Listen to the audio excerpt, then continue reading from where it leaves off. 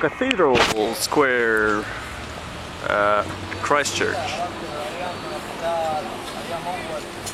Just arrived like an hour ago, and I didn't really know what to do.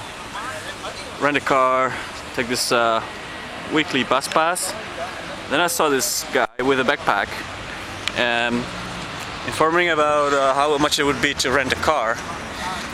And so I tapped his shoulder, and it's him. Hey Etienne, ça va? Ça va et toi? See? Should be there the cross for the backpacker. That cross? The big one? Yeah. I think that says something else. Base. Oh yeah, pretty cool.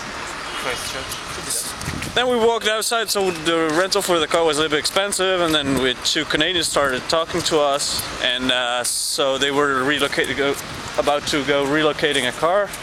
So we'll be going with them tomorrow to Carioca, whatever. And from there we'll see where we'll end up. So far so good.